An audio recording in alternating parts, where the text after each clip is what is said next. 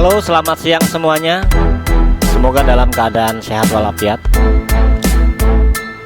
Kali ini saya ingin memberikan tips ya, bagaimana mengelola keuangan kita ya, money management. Bagaimana mengelola modal kita di saat kita ingin melakukan sesi perdagangan ya. Karena yang pertama yang harus dilakukan adalah bagaimana kita ya dapat menjaga modal. Itu yang paling penting. Jadi batasan kerugian itu wajib ditentukan ya oleh seorang trader. Karena dengan cara demikian kita bisa melindungi modal yang kita miliki sehingga perdagangan kita bisa sustainable, bisa berkelanjutan. Walaupun misalkan sesi pertama kali rugi ya, kita bisa mengembalikan kerugian perdagangan yang kita alami itu pada sesi perdagangan yang berikutnya. Kali ini saya ingin mencoba ya untuk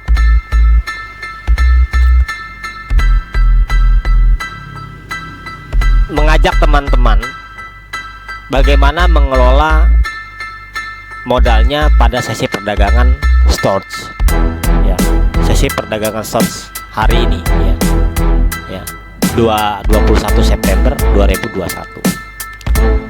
ya. Pertama saya akan mengulas dulu nih secara teknikal ya. Sederhananya stocks selama important low ya, yang ini tidak ditembus ya, yang ini important low yang ini tidak ditembus, maka stocks ya memiliki potensi ya kenaikan itu mencapai area 3,3. Ini target jangka menengahnya, pola besar pola yang ini ya. Sedangkan ini adalah support mayornya $1 ya, 0,8, 0,7, 0,5. Ini area support besar. Ketika teman-teman melihat plan perdagangan yang seperti ini ya, yang pertama teman-teman pikirkan, apakah saya akan ikut dalam sesi ini atau apakah saya tidak ikut dalam sesi ini. Itu dulu yang harus dijawab. Kalau misalkan saya tidak mengikuti plan perdagangan ini, selesai. Tapi ketika saya ingin mengikuti plan perdagangan ini, artinya Anda harus menentukan ya, tahapan berikutnya itu Anda harus menentukan di market mana saya ingin mengikuti plan ini. Apakah marketnya spot atau derivatif? Oke. Berapa besarannya? Berapa alokasi dana saya untuk dagang di sesi ini dari modal yang saya miliki ya. Apakah saya menunggu di buy area 1 atau di buy area 2?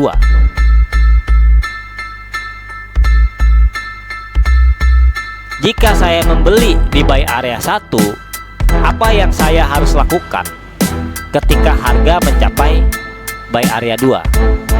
Apakah saya memasang stop loss di bawah 0,97 atau saya memang mengalokasikan pembelian secara averaging, artinya ngejaring gitu dari buy area 1 sampai buy area 2? Itu dulu. Itu harus dipertimbangkan. Apakah saya cukup buy di area 1 lalu kemudian saya pasang stop loss di 0,97?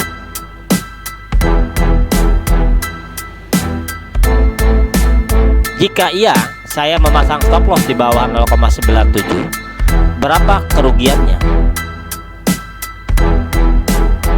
Gitu. Jadi teman-teman harus ditindaklanjuti. Jadi teman-teman harus coba mengukur juga gitu. Katakanlah kalau kita pakai ya RR ya, risk and reward ya, rasionya ya, teman-teman coba ukur, klik. Jika saya buy di sini berapa, saya buy di sini berapa. jaring. Kemudian saya minimalnya berapa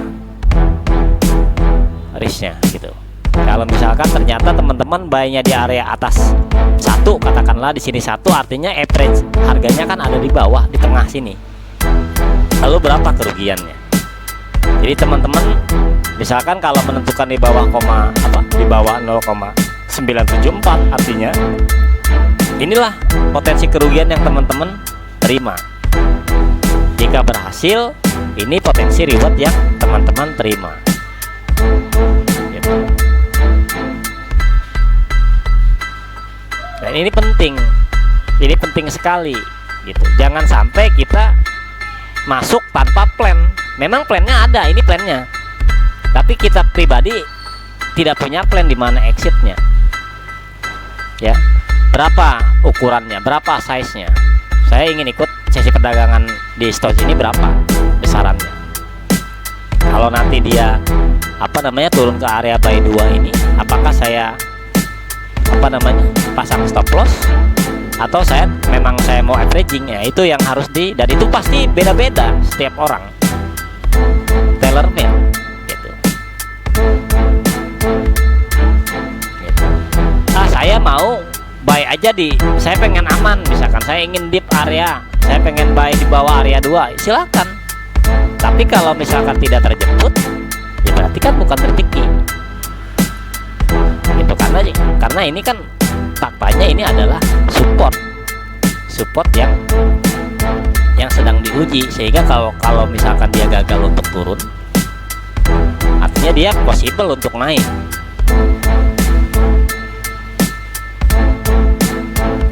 gitu. Jadi dibagi. Kemudian kalau misalkan saya trade di derivatif, berapa size-nya? Karena size itu penting ya. Kita menetapkan di ready trade itu amannya 1%. Ya, tapi kan kembali lagi ke tradernya masing-masing. 1% dari equity gitu.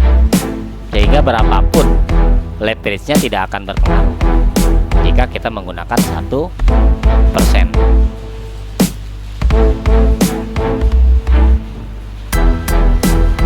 Artinya ketika harus teman-teman harus menentukan ya kerugian yang dapat ditanggung. Gitu. Jangan membiarkan kerugian itu berlarut-larut. Jangan. Karena kita masih memiliki sesi perdagangan yang sangat banyak di depan. Gitu. Jadi harus ada keputusan ya, menentukan batasan kerugian yang kita bisa tolerir. Nah, ini adalah areanya. Teman-teman area berdagangnya di area ini. Apakah teman-teman bagaimana mensiasati 2 buy area ini dengan modal yang teman-teman miliki? Kalau teman-teman takut ketinggalan, tapi takut juga dia masuk sini, ya bisa teman-teman buka sedikit dulu di sini. Kenapa target jangka pendek ini penting ya? Karena market bisa konsolidasi dulu ya, di area ini bisa konsolidasi dulu baru bisa naik atau ke sini gitu. Jadi yang teman-teman lakukan itu atur size-nya, atur di mana teman-teman mau masuk, kemudian atur juga batasan kerugian yang teman-teman miliki. Kalau di derivatif, saya mau entry di buy area 1 dulu misalkan. Di sini sedikit saya alokasikan. Tapi kemudian kalau misalkan dia break ya 0,97, saya akan short dulu sebentar ke sini. Saya heading short dulu sebentar ke sini, kemudian di sini saya close short dan tambah porsi buy area. Cicil lagi. Ya, artinya size yang rencana perdagangan yang di derivatif itu juga harus dibagi antara buy area 1 dan buy area 2, kemudian alokasi untuk hedgingnya, karena hedging short sendiri akan memakan biaya juga ya. Equity kita akan risknya juga akan meningkat, karena kan Anda membuka 2 posisi sekaligus dan size-nya akan meningkat gitu. sell-nya juga pasti margin call-nya akan berdampak ke margin call-nya gitu. Sekian dari saya.